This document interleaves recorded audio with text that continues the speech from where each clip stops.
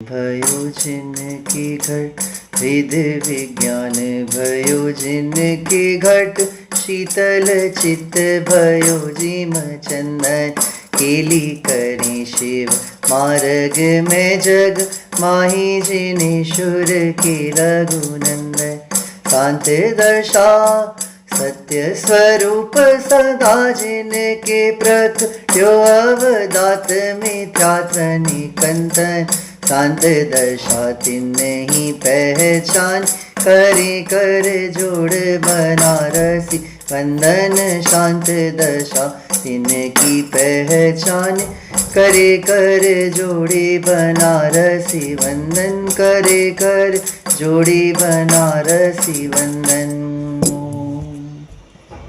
पंच परमेष्टि भगवान की जय। माइक फिक्स करो भैया। आवाज़ अच्छी नहीं आ रही आप लोग को मेरी? क्लियर आ रही है आवाज़?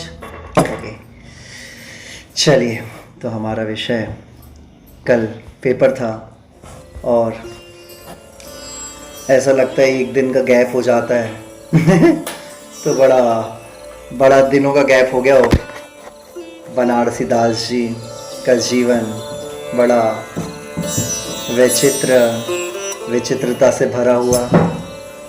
शुरू में विषय भोगों में लिप्त जीव, ऐसा देखा जाता है मोस्टली कि ज़्यादा जो संसार में लिप्त हो जाते हैं ना वो बड़े धर्मात्मा हो जाते हैं बाद में।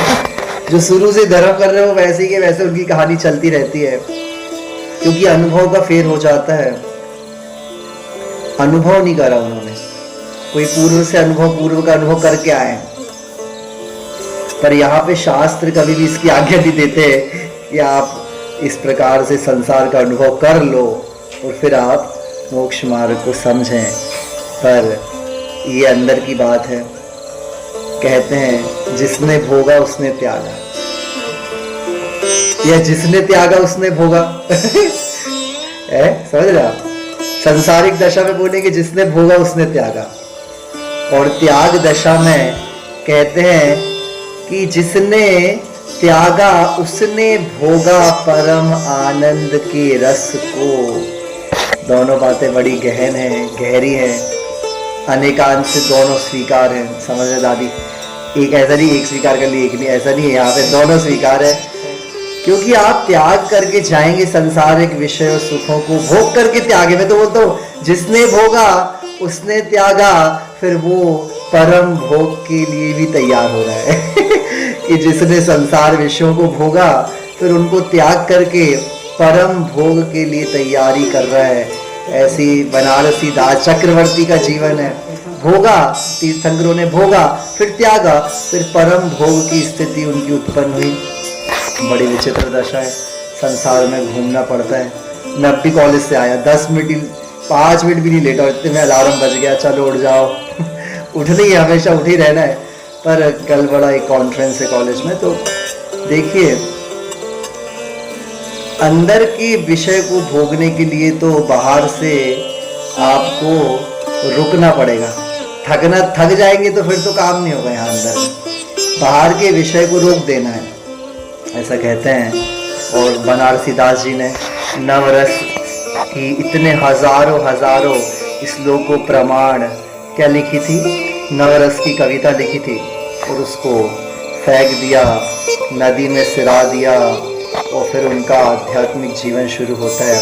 पहले खूब भोगे, फिर भोगते भोगते फिर त्याग में आए, फिर जब अब समय सार वो सुनाएंगे तो परम आनंद अंतरंग आनंद के रस को भोगना आपको सिखाएंगे। वो भी हम यहाँ पे देखेंगे किस प्रकार से उसकी कहानी चलेगी। आगे कहते हैं, कल उस दिन हम सुन रहे थे, प्रथम हमने मंगलाचरण लिया था, हम फिर से लेते हैं। नहीं, ये तो वो रिकॉर्डिंग तो अच्छा आप लोगों को बता दूं, हम रिकॉर्डिंग भी कर रहे हैं। टेलीग्राम में आपको मैं स्वाध्याय भी भेज सकता हूँ, तो आगे हम लेंगे। तो साथ में आप लोग को भी मैंने जो बुक भेजी वो खोल के रखेंगे। पहला मंगलाचरण देखेंगे,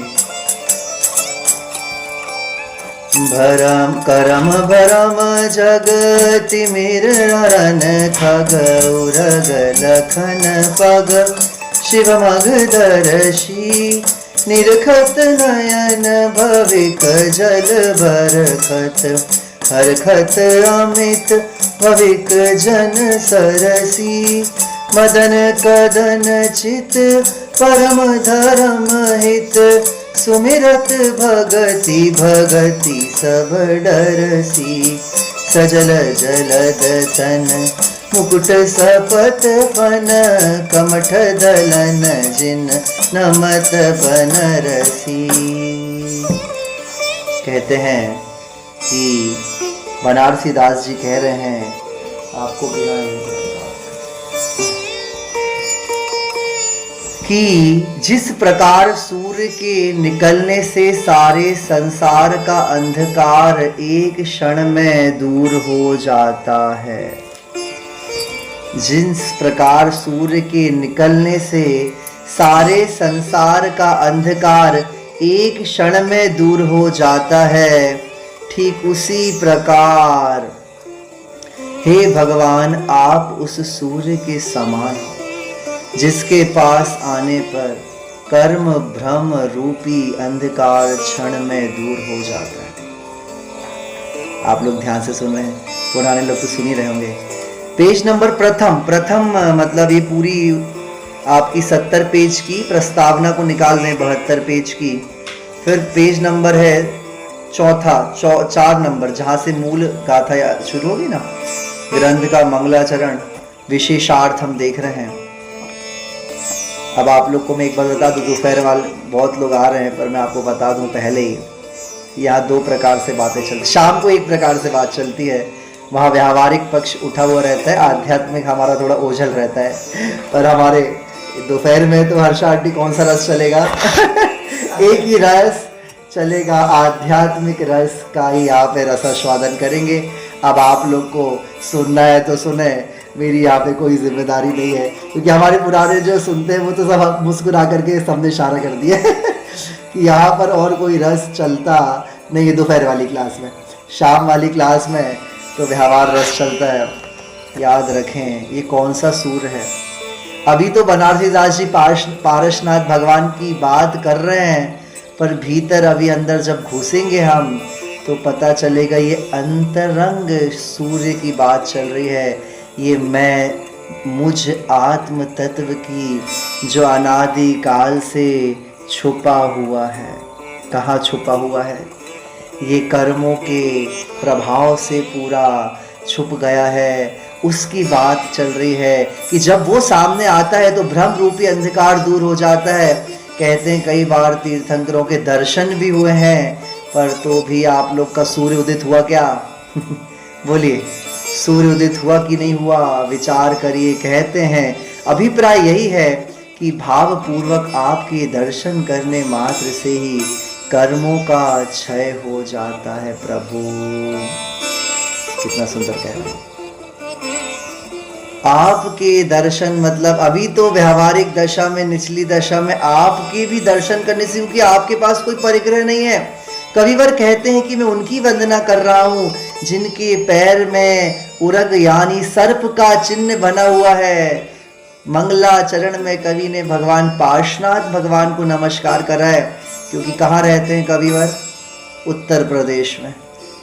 और पार्श्वनाथ भगवान कहाँ के हैं? उत्तर प्रदेश के। कैसे हैं पार्श्वनाथ भगवान? शिव मगदर्शी अर्थात मोक्ष मार्ग को दर्शाने वाले हैं। हे भगवान, आपको देखते ही भव्य जीवों के नेत्रों में से आनंद के दुख के अश्रु नहीं, आनंद के अश्रु क्यों आ रहे हैं? आनंद के अश्रु सच बताइए। जब आप कभी किसी अपने को बिछुड़ते हुए देखते हैं तो दुख के आंसू आते हैं, पर जब आपको कोई ऐसी वस्तु मिल जाए जिसकी आपने कल्पना भी नहीं करी थी तो आनंद के आंसू आने लगते हैं।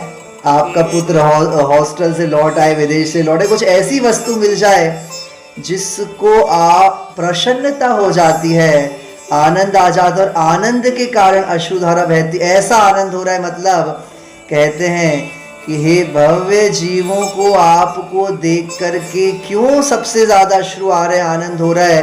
क्योंकि सबसे ज्यादा आनंद तो स्वयं को जानकर ही आ सकता है। सबसे ज्यादा जहां सुख मिले वो बाहर तो है ही नहीं। तो आपको देख करके भव्य जीवों को क्या याद आ गया? स्वयं का ठिकाना शांत स्वरूप याद आ जाता है। सुन रहे हैं? वो शांत स्वरूप को याद करके आनंद उर में न समाए। कैसा हो जाता है दादी? आनंद उर में समाता नहीं है और अश्रुधारा बहने लगती है। देखो, जिस प्रकार सूर्य को देखकर सरोवर में कमल खिलने लगते हैं, ठीक उसी प्रकार आपको देखते ही हर्ष के कारण भव्य जीवों के हृदय रूपी कमल खिल जाते हैं। बहुत प्रकार के आनंद हो रहा है। आनंद अश्रु कैसे हैं? एक तो प्रायश्चित की भावना से भी आनंद अश्रु बह रहे हैं। आचार्य श्री को देखते थे ना तो एकदम आंसू बहने लगे। आचार्य श्री को देखते थे एकदम, वो देखे ना देखे, और आचार्य श्री को देखते थे तो एकदम आंसू बहने लगते थे उनको देखते थे कि हमको अपने पापों का भी स्मरण हो रहा है कि आप तो निकल गए, हम रह गए। सोचो तीर्थंकर को देख करके तो कैसा लगता होगा, देख करके कि हृदय को बार बार जीव कोसता है कि प्रायश्चित के भाव होते हैं कि मैंने ऐसा क्या करा, और देखो ये सामने साक्षात हैं और अपने आप में स्थिर हो गए हैं। सुन रहे हैं आप लोग? पाषाण की प्रतिमा को देख करके भी आनंद अश्रु बहने लगते हैं, याद रखें। कौन से? पाषाण की प्रतिमा को देख करके भी आनंद अश्रु बहने लगते हैं। क्यों? क्योंकि वो अपने स्वरूप को बता रहे हैं। आगे कहते हैं, जिस प्रकार युद्ध में राजा को पराजित करके जीत हासिल होती है, ठीक उसी प्रकार हे भगवान सारे संसार का राजा कामदेव है। राजा है कामदेव। चक्रवर्ती षटखंड को तो जीत सकते हैं पर अपनी पत्नी से नहीं जीत सकते अपनी इच्छाओं से नहीं जीत सकते हैं। ऐसी बात है, कहते हैं कामदेव संसार में राजा है, जिसने सबको अपने वश में कर रखा है, आपने उसे भी जीत लिया है। आप जगत के सभी जीवों के लिए धर्म का उपदेश देने से परम हितकारी हैं। आपके स्मरण करने मात्र से ही भव्य जीवों के सभी डर दूर हो जाते हैं। सुन रहे हैं आप विचार करिए, क्या आप लोग को ऐसा होता है? डेली हम माथा पटक के तो आ जाते हैं, भगवान को स्मरण कर लेते हैं, पर क्या कभी अश्रुधारा बह? दो चीजों में से कुछ तो होना चाहिए, या तो अश्रुधारा या तो आनंद। ना आंसू आते हैं, ना प्रसन्नता आती है, ना आत्मा के प्रदेशों में प्रफुल्लता होती है। तो विचार लें कि हमने भगवान की स्तुति नहीं करी है। हाँ, क्या कह रहे हैं? क्योंकि आप जगत के सब जीवों के लिए धर्म का उपदेश देने में परम हितकारी हैं। आपके स्मरण करने मात्र से ही, क्योंकि आपके अंदर इतनी पॉजिटिव भावनाएं भरी हुई हैं। हमारे अंदर तो कुछ के लिए अच्छी, कुछ के लिए जो हमारे अच्छे हैं, प्रिय हैं, उनके लिए अच्छा, जो नहीं है उनके लिए। विचारिए, प्रभु आपके भीतर में परम हितकारी हैं। आप परम, आपके स्मरण करने मात्र से ही भव्य जीवों के सभी डर दूर हो जाते हैं, क्योंकि आपने अपने स्वरूप में स्थिति पा ली है। अब देखो, किसी और को याद करेंगे, तलवार वालों को, युद्ध वालों को, है तलवार, और उनको अब तो आपको लगेगा ये खुद ही तलवार लेके खड़े हैं, अभी तो इनको खुद डर है समझ रहे आप? विचार करो। पर आप कैसे हैं? आपके चेहरे में, आपके मुखमंडल में भय की किट्ट कालिमा नहीं दिख रही। क्यों? क्योंकि भय कौन से कर्म का उदय है? चारित्र मोहनी। चारित्र मोहनी का आपने नाश कर लिया है। उससे पहले दर्शन मोहनी का नाश कर दिया।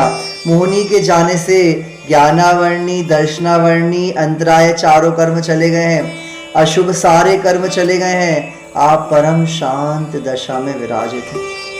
जिस प्रकार जल से भरे बादल गर्मी में संतप्त जीवों को शीतलता प्रदान करते हैं, ठीक उसी प्रकार आपका शरीर विषय भोग की अग्नि से संतप्त जगत के जीवों के लिए जल से भरे बादलों के समान है। ऐसा विचार करिए कि जब शीतल जल में गर्मी के समय में प्रवेश करते हैं तो कैसा लगता है? बोलिए शीतल भैया है?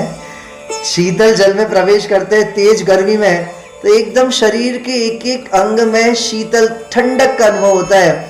ऐसे ही प्रभु मैं जब आपको स्मरण में लाता हूँ तो मेरी जो ताप संतप्त विकल्पों की जो ताप गर्मी है उसमें मुझे शीतलता का अनुभव होता है। आप लोग को होता है क्या?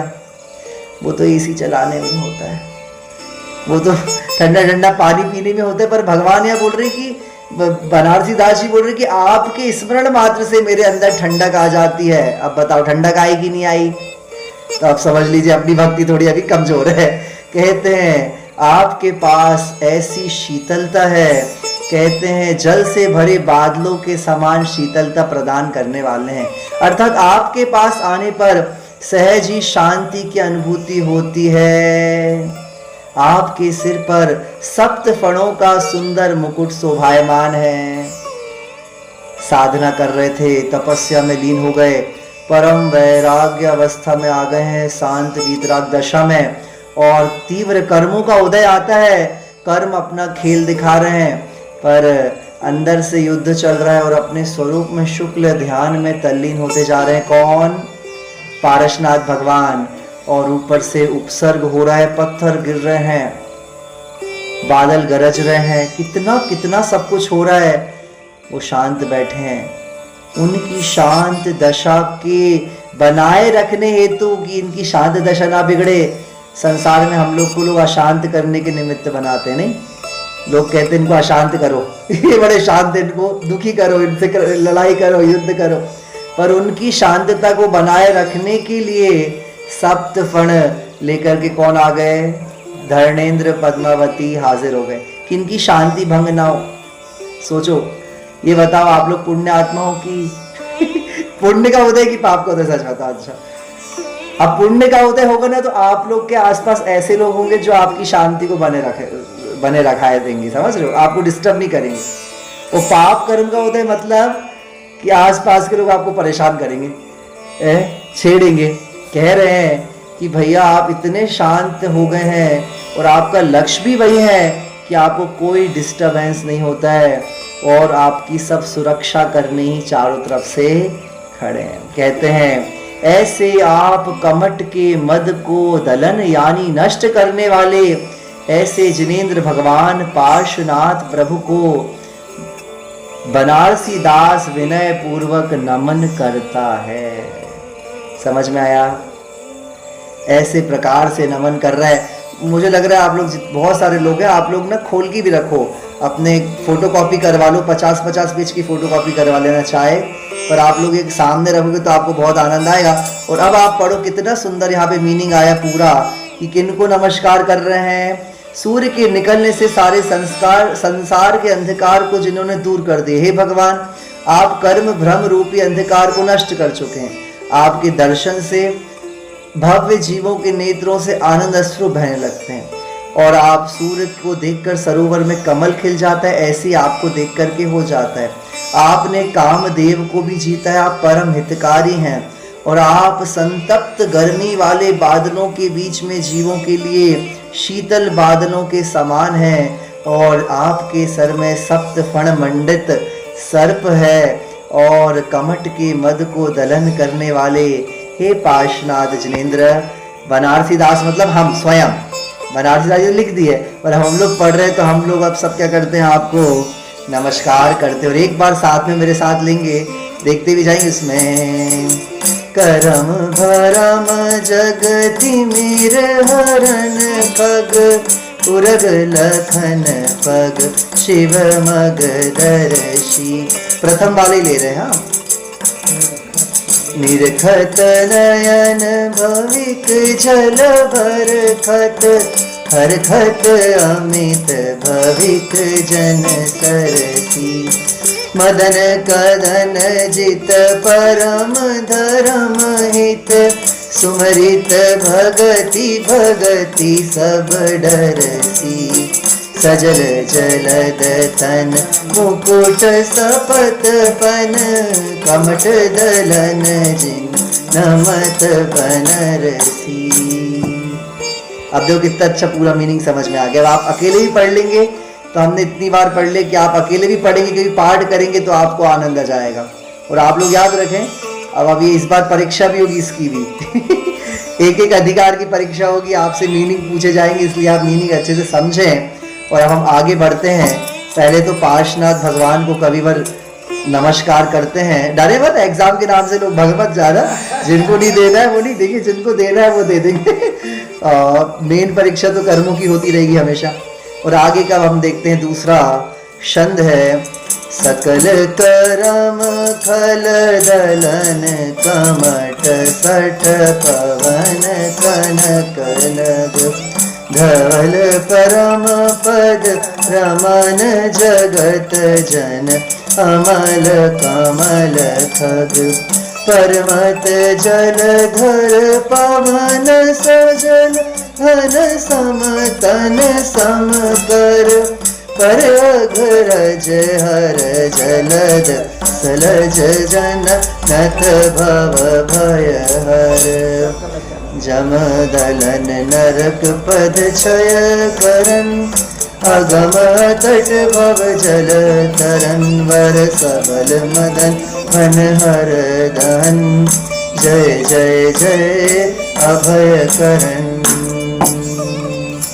कहते हैं सकल करम दल सकर कमल खल दलन, सकल मतलब समस्त कर्म रूपी शत्रुओं को, खल मतलब शत्रुओं को, दलन मतलब नष्ट करने वाले, कमठ सट पवन कनक नग, कमठ मूर्ख कमठ के द्वारा सट पवन तेजी से चलाई गई आंधी में भी आप कनक नग मतलब आप मेरू के समान, स्वर्ण पर्वत के समान आप अडिग रहे। धवल परम पद रमन, कहते हैं पवित्र सर्वोत्कृष्ट, ऊपर भी लोग कोई ने स्क्रीन ऑन कर दी है, ओके डिस्टर्ब नहीं करिए स्क्रीन को। हाँ, तो क्या कह रहे हैं कि धवल परम पद रमन, पवित्र, धवल मतलब पवित्र पद आत्मा में पद रमण करने वाले हो। जगत जन अमल खमल खग, जगत के जीवों रूपी कमलों को खिलाने के लिए सूर्य के समान हो। परमत जलधर पवन, और परमत मतलब अन्य मत रूपी, जलधर मतलब मेघ। लास्ट में मैं पूछ सकता हूँ आप लोग से, मीनिंग ध्यान से सुनना। जलधर मतलब मेघ, आप लोग की हिंदी भी अच्छी हो जाएगी। पवन मतलब अन्य मत मेघों के उड़ाने के लिए हवा के समान हो। सजल घन समतन, जिनका शरीर जल से भरे हुए बादलों के समान है। समकर समता को प्रदान करने वाला है। पग अघ रज हर जलद, पर लक्ष्य विकारी रूपी धूल को धोने के लिए आप कैसे जलद। देखो एक जगह जलधर आया, उसका भी नाम बादल होता, जलद मतलब भी मेघ के समान। सकल जननत, और समस्त संसार के जीव जिन्हें नमस्कार करते हैं। भव भय हर, संसार के भय को हरने वाले हो आप। अगम, कैसे हो आप? अगम, अगम अर्थात अगम, जिन्हें पूरी तरह समझ सकना कठिन है, अगम है आप तक पहुंच पाना। कौन कौन भगवान को जानता है? भगवान मतलब बाहर वाले भी भगवान को आप नहीं जान सकते हो, और अंदर वाले को भी नहीं जान सकते। अभी तो इतने गहरा है अंदर का भी, आत्मा स्वरूप में इतनी गहराई है कि ऊपर ऊपर माइलस्टोन में पहुंच करके हमको लगता है कि हमें तो आत्मा की अनुभूति हो गई। पर आत्मा की अनुभूति का प्रथम लक्षण, प्रथम चरण सम्यक दर्शन है। आगे की जर्नी अभी बहुत है, इसलिए बहुत लघु सामान्य होकर के मोक्ष मार्ग की एक एक सीढ़ी हमको चढ़नी होती है। कैमरे बिल्कुल स्थिर रखें, शांति से सब लोग कैमरे मत हिलाएं। कहते हैं आगे जिनको प्राप्त कर पाना बड़ा कठिन है, और ऊपर भी रह गया है। सकल जन जगत, समस्त जीव नमस्कार करते हैं। भव भय हर, संसार के भय को हरने वाले हो आप। संसार के भय को हरने वाले। जम दलन, मृत्यु के भय को नष्ट करने वाले हो आप। मृत्यु का भय नष्ट हो गया है। नरक पद क्षय करन, वो नरक गति का क्षय करने वाले हैं। अगम, जिन्हें पूरी तरह समझ सकना कठिन है। अटत, जिनके गुणों का पार पाना अशक्य है। अर्थात अपार गुण समूह के धनी आप हैं। भव जल तरन, संसार समुद्र से पार करने वाले, वर सबल मदन वर हर दहन। वर सबल मतलब विशाल और सबल सघन, मदन वन मतलब कामदेव रूपी वन को हर दहन जलाने में आप रुद्र के समान हैं। ऐसे जय जय परम अभय करण, जीवों को श्रेष्ठ अभय दान करने वाले आपको मैं बारंबार आपकी जय हो जय हो जय हो। आप लोग को समझ में आ रही है कि अपनी भावनाओं को कवि ने किस प्रकार से एक एक शब्दों में छुपा दिया, कितनी सारी बातें कर दी। कहते हैं भगवान पार्श्वनाथ की स्तुति करते हुए कविवर कहते हैं, प्रभु आपने शत्रु समान समस्त कर्मों को नष्ट कर दिया। ज्ञान वर्णादि आठों कर्मों से रहित निष्कर्म हो। कमठ के उपसर्ग रूपी आंधी के बीच में भी आप सुमेरु पर्वत के समान अडिग हैं। कमठ द्वारा किए गए घोर उपसर्गों में भी आप चित्त तनिक भी विचलित नहीं हुआ। और हम लोग का चित्त तो आपकी पूजा करते करते भी विचलित हो जाता है, आपके दर्शन करते करते भी विचलित हो जाता है हम तो आपके दर्शन करते करते भी हम आकुलित हो जाते हैं, और आपके ऊपर तो अनंतों करोड़ों ऐसे उपसर्ग हुए तो भी आप क्यों स्थिर हैं? आपको पता है क्यों स्थिर हैं?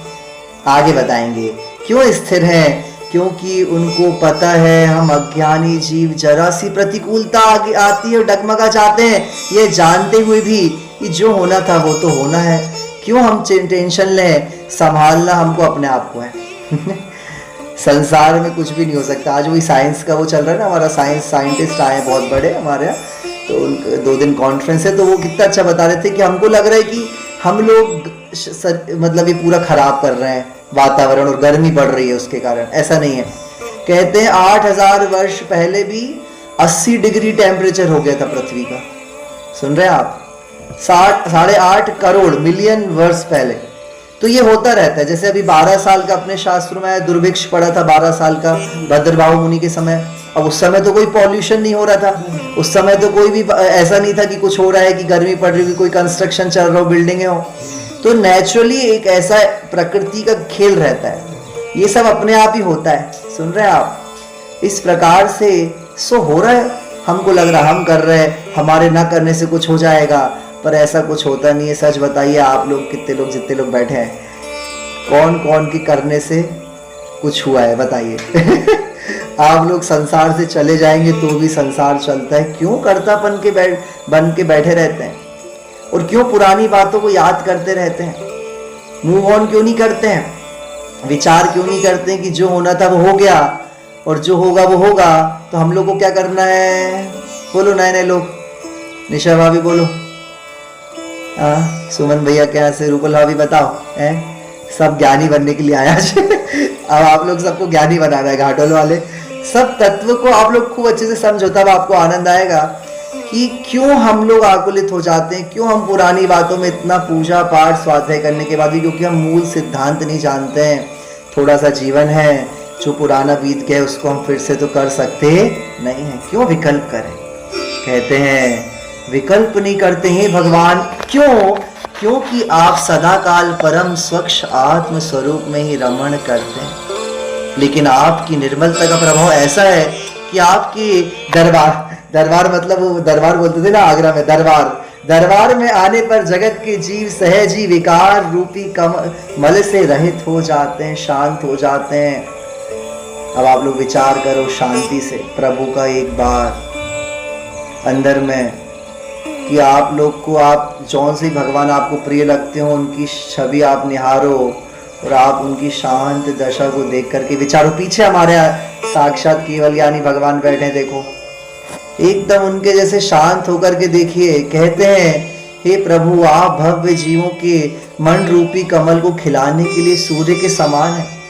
आपके समक्ष आने पर जगत के जीवों को आनंद ही आनंद की अनुभूति होती है। किस किस को डिप्रेशन होता है, किस किस को टेंशन होता है, पर आप लोगों ने सच में प्रभु की सच्ची भक्ति अभी करी नहीं है। मैं तो आपको गारंटी दे रहा हूँ कि आप थोड़ी देर आंख बंद करके उनके जैसे बैठ जाओ और आती जाती श्वासों को आप देखो और बस देखते जाओ, आपके विकल्प विलीन होते जाएंगे। और कुछ भी नहीं करना है।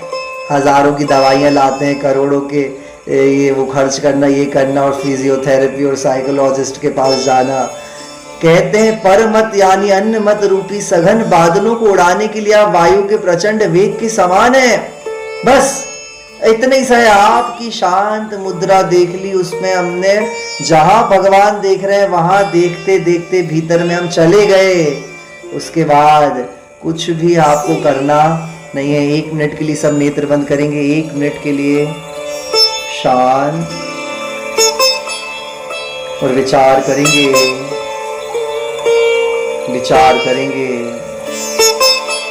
प्रभु कौन से आपको भगवान पसंद है, आप उनको देख लें। बैठे तो सब एक से कायस्वर मुद्रा में शांत हैं, और उनकी शरीर की चेष्टा को देखिए। निश्चेष्ट, कर्तव्य नहीं है, कुछ करने वाला नहीं हूं मैं, मेरे रहने या ना रहने से संसार नहीं चलता। ऐसा विचार करके भगवान प्रभु ज्ञानी जन बैठ गए, और वो भीतर, शरीर के भीतर वो अपने आत्म स्वरूप को खोजते परम शांत स्वरूप को अंदर में तल्लीन हो गए हैं धीरे धीरे। और जहाँ प्रभु देख रहे हैं वो उनको नहीं देखना है, उनसे टैली करके हमको अपने अंदर में चले जाना है। शरीर को भेद करके भीतर अंतर आत्मा में मुझे शांति मिलेगी, ऐसा विचार करके वहाँ पे बैठ जाना है और उसका ही अनुभव करना है। अनुभव चिंतामणि रतन, अनुभव है रसकूप, अनुभव मार्ग मोक्ष को, अनुभव मोक्ष स्वरूप। अब विषयों में नाही रमेंगे, चिदानंद पान करेंगे। अब सतियों में नाही रुलेंगे, चिदानंद पान करेंगे। मैं नहीं तन का, तन नहीं मेरा, मैं नहीं तन का, तन नहीं मेरा। चेतन भाव में मेरा बसेरा, चेतन भाव में मेरा बसेरा। हो अब ज्ञान से ज्ञान लखेंगे, चिदानंद पान करेंगे। अब विषयों में नाही रमेंगे, चिदानंद पान करेंगे। विषयों का रस विषय का ही प्याला, विषयों का रस विषय का ही प्याला। चेतन का नंद निराला, चेतन का नंद निराला। हो अब ज्ञान में ज्ञान लखेंगे, चिदानंद पान करेंगे। अब विषयों में नाही रमेंगे, चिदानंद पान करेंगे। ज्ञान में ओम जावाणी के ज्ञान ते, सूझे लोकालोक सोवाणी मस्तक नमो। सदा देत हूँ ढो, जे स्वरूप समझा बिना, पाम्यो दुख अनंत समझाव्यो ते पद नमो। श्री सदगुरु भगवन जे हो गया ना। हो जय जय गुरुदेव सहजात्म स्वरूप परम गुरु शुद्ध चैतन्य स्वामी अंतर्यामी भगवान इच्छामी वंदामी नमस्यामि। ओम पंच परमेष्टि भगवान की जय, जिनवाणी मात की जय, शुद्धात्म देव की जय, और आप सबके भीतर विराजमान शुद्ध तत्व की जय जय जय। ये समय तो कम पड़ रहा है, ये तो मतलब समझ नाटक